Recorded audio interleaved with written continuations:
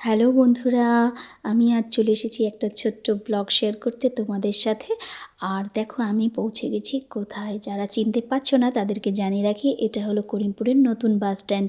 হ্যাঁ, আমি পৌঁছে গেছিলাম করিমপুর। আর আমার উদ্দেশ্য ছিল একটা সুন্দর জায়গা, সেটা আমি তোমাদের পরে বলছি। তবে দেখো, যাওয়ার পথে কিন্তু এই মন্দিরটা আমি দেখেছি, মন্দিরটা ভীষণ সুন্দর। পরে তোমাদের সাথে সবটা শেয়ার করব। তবে দেখো, কথায় কথায় পৌঁছে গেলাম আমি জলঙ্গিতে। হ্যাঁ, এটা পুরোটাই বর্ডার এলাকা, আর এখানে যাওয়াটাই আমার সেদিনের উদ্দেশ্য ছিল। আর এই যে কটেজটা দেখতে পাচ্ছ, এটা আবাসিক, এখানে সবাই থাকে এসে। আর এই এলাকাটা পুরোটাই প্রোটেক্ট করছে বিএসএফের জওয়ানরা।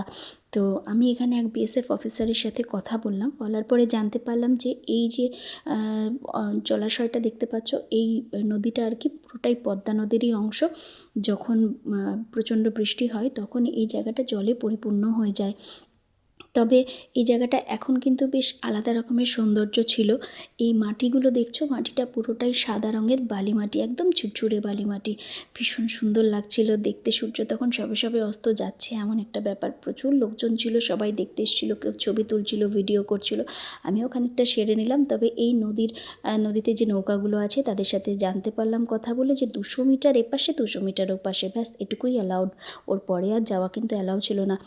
তুমি সব কিছুই করতে পারো, তবে সবটাই সিকিউরিটির মধ্যে। হ্যাঁ, বাড়াবাড়ি না করাই ভালো। আর দেখো, এই জায়গাটা যাওয়ার রাস্তাটা আমি বলে দিই। কৃষ্ণনগর বাস স্ট্যান্ড থেকে করিমপুর বাসে উঠে সোজা করিমপুর নতুন বাস স্ট্যান্ডে নামবে, আর ওখান থেকে টোটো ধরে পৌঁছে যাবে জলঙ্গি। আর হ্যাঁ, অবশ্যই জায়গাটায় যেও, জায়গাটা কিন্তু খুব সুন্দর। আর কেমন লাগলো আমার ভিডিওটা অবশ্যই জানিও। দেখা হচ্ছে পরের ব্লগ।